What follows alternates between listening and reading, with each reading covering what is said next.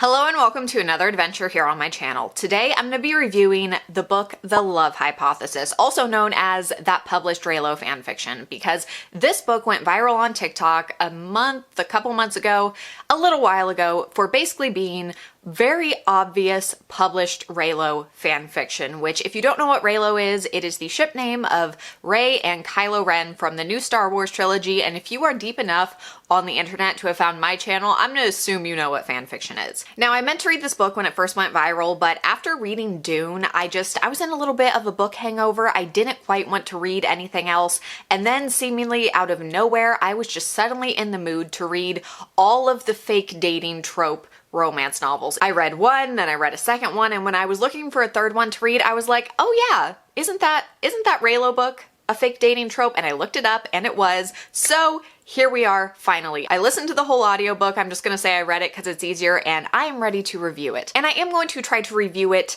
spoiler light. Basically anything that you could gather from reading the book description or just knowing that it is a romance novel, all of that is going to be fine for me to spoil. So if you want to read this completely knowing nothing, this is not the video for you. But if you haven't read it and you're considering reading it, then this video won't spoil anything too important. So I'm gonna start this review by saying my thoughts and opinions on how this went from fan fiction to novel and how much of the fanfickiness it retained. Then I'm going to talk about the things I liked about the book, and then I'm going to talk about the things I didn't like about the book and just give you my overall thoughts on if you should read this or not. So with that, let's go ahead and jump right on in, because the main thing that made this book go viral is the fact that it was blatantly Reylo fanfiction. Even the cover of this book, it looked like Reylo fan art. The descriptions of how these characters looked, everything about it, the fact that the main guy, who was previously Kylo Ren in the fanfiction,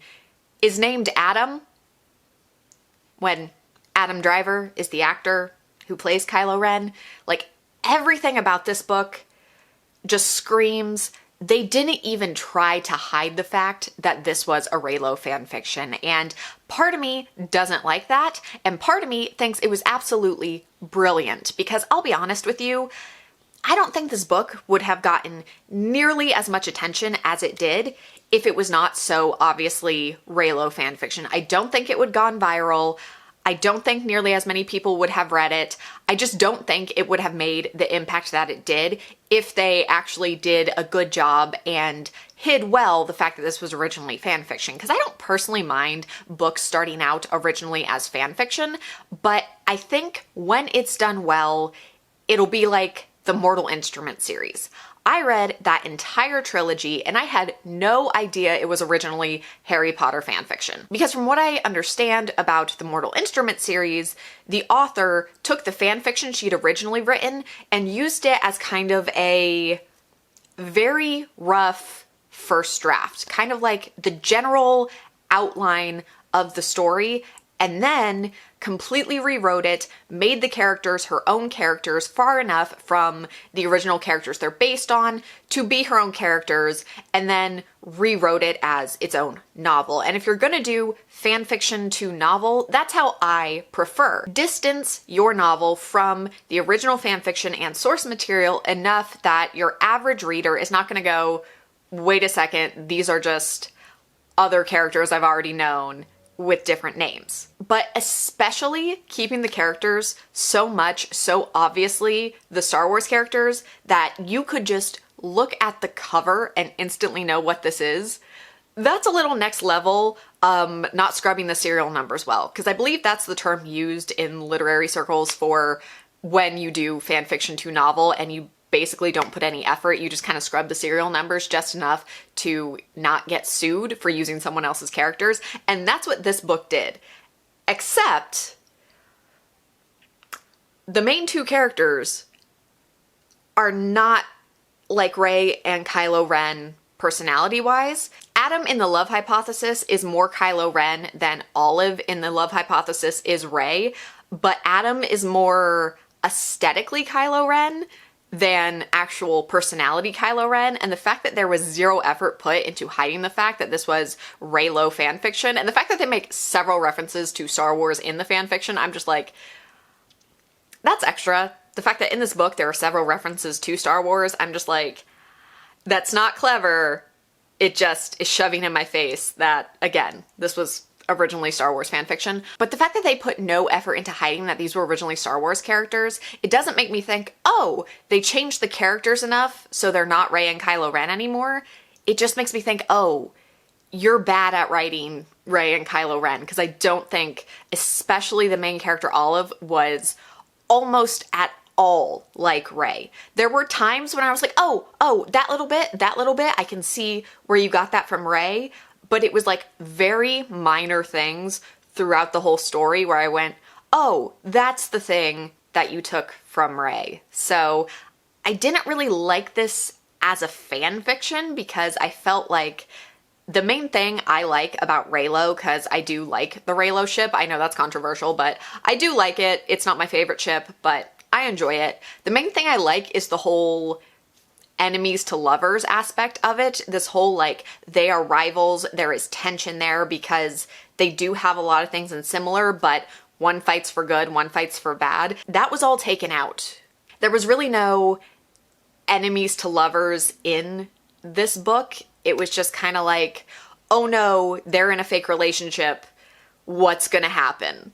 Other than like, oh, they're clearly gonna fall for each other because this is a Reylo fanfiction and romance novel. Like, that much is obvious, but it kind of takes away the main dynamic that I like about the ship. So I didn't really like it as a fanfiction, and the fact that it was so fanficky, I don't mind when books are so fanficky, to be honest, because I love fanfiction. I've read fanfiction since I was in middle school. Like, if I didn't like that style of writing, I wouldn't still be reading fanfiction, but I just kind of feel like this isn't even particularly good fanfiction, and I'm kind of at the point where I'm like, why is it always the mediocre fanfictions that get turned into books? Like, I read the book After, and it was meh by fanfiction standards. Not necessarily by published novel standards, but by fanfiction standards. The book After, very mediocre. 50 Shades of Grey, I haven't read it, but I've seen enough reactions to it and read enough, like, passages from it that I know, like, that's a pretty mediocre fanfiction. And The Love Hypothesis, I'm like, this is kind of mediocre fanfiction too. It's just kind of middle of the road, not outstanding. So why is it always that gets published? So I couldn't really enjoy it as a fan fiction, and I wasn't really enjoying it as a novel either, because while there were things I liked, and I didn't hate this book by any means, when I got to the end of it, I was kind of like, yeah, I'm glad that's over. I was ready for that to be over, and I don't think that's how you should feel at the end of a book, because that's not how I feel at the end of a good book at all. So with that, let's go ahead and switch to talking about the things I liked about this book. First of all, genuinely, there were some very, very funny scenes in this book. The lead two characters did have some witty back and forth quips. The comedy of this book overall was really good, really fun. I found myself laughing out loud several times when listening to this book, and I even sent my friend like one-liners from it and would like explain the context and then give her the one-liner, and they were pretty good. So I liked the comedy of the book. I liked that our main character was demisexual. Even though nowhere in the book did she say, I am demisexual, she didn't use the word. When she was describing her sexuality, I'm like, you're just describing demisexuality. You're just not saying the word. But the fact that she was like, I thought I was asexual, but it turns out that I just can't feel attraction unless I have a deep emotional connection to someone.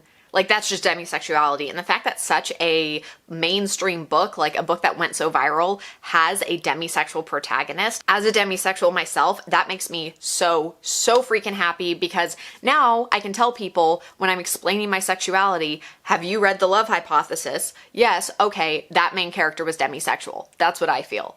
And just more representation, awesome, love to see it.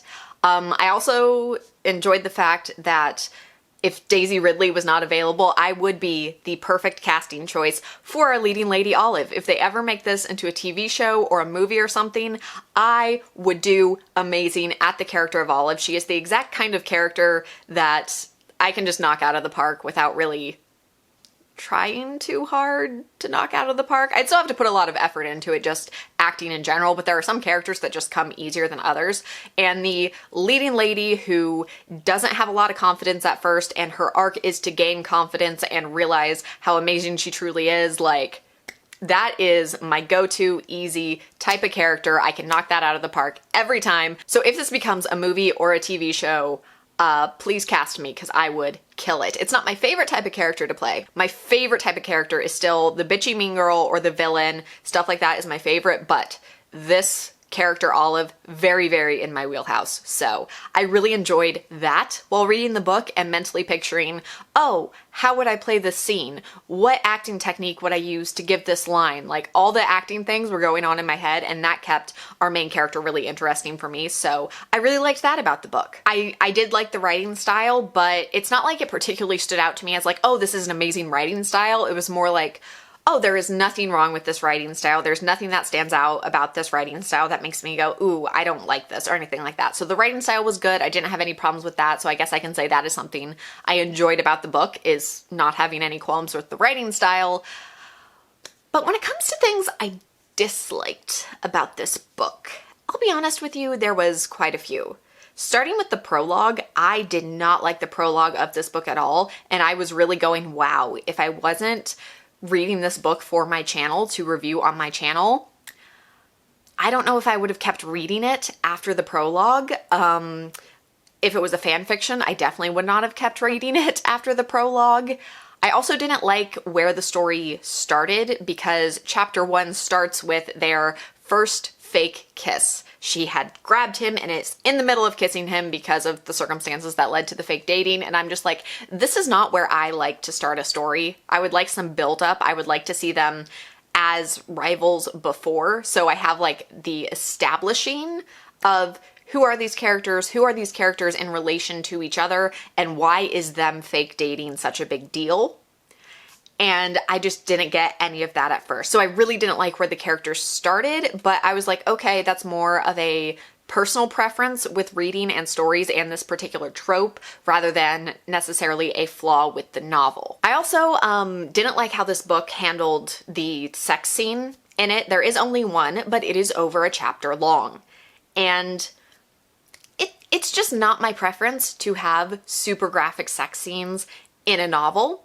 I would rather it be like, okay, there's buildup, there's tension, they're making out, and fade to black, and the next morning, and it was great, you know? Like, that's my preference when it comes to sex scenes, but I understand that that's not everyone's preference, and that is fine, but this was just, like, so excessive.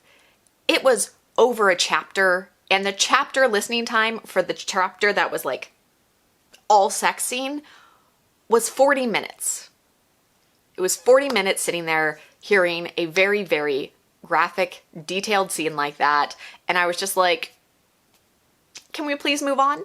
Can we please move on? Because it starts literally at the beginning of the chapter and goes all the way through. And I was like, thank goodness that is over, moving on. And the beginning of the next chapter was continuation. And I was just like, please stop. Please stop. Yeah, not too happy about that, but again, that is personal preference. But my main issue with this novel is the fact that every single bit of drama could be easily resolved if the main two characters just sat down and had an honest conversation with each other. Like, the main source of drama in this is that the main two characters, despite there being so many obvious opportunities to just be like, hey, I'm into you, don't do that and lie to each other about their interest in each other. I don't like that. Like, any novel that I'm going, this could have been over so long ago if two people just had a single conversation, and then there would be new drama added that again still could be so easily wrapped up and resolved with one conversation. It just takes all stakes away from me, because I'm just like, why? Just talk.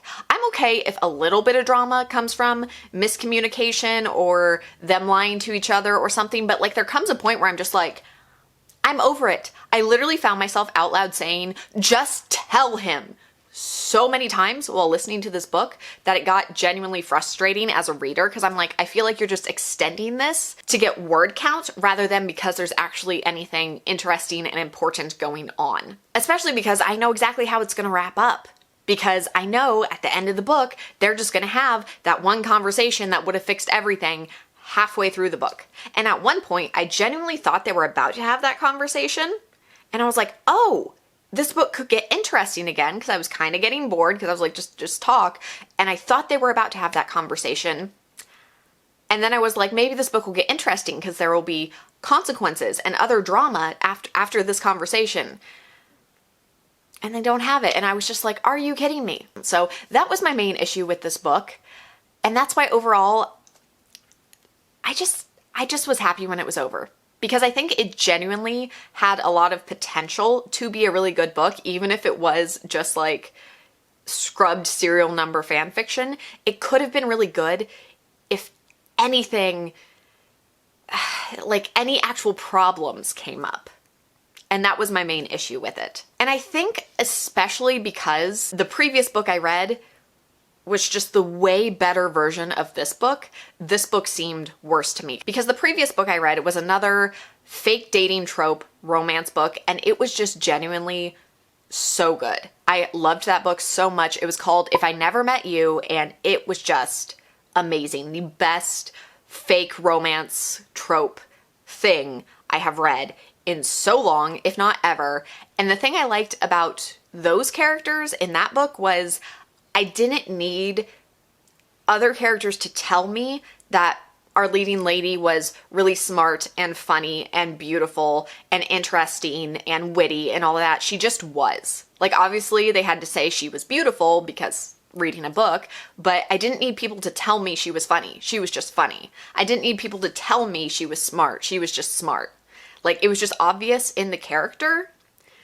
And that's why I loved that. And there was genuine tension, and there was genuine outside reasons that these people are fake dating and that the drama is going on and all of that. So I would say genuinely skip the love hypothesis and just either go read better Reylo fanfiction if you're looking for Reylo fanfiction, or go read If I Never Met You if you're looking for a fake dating romance novel with original characters. Because you're probably going to have a better experience either way. Like, it was fine. This book was fine. The love hypothesis was fine.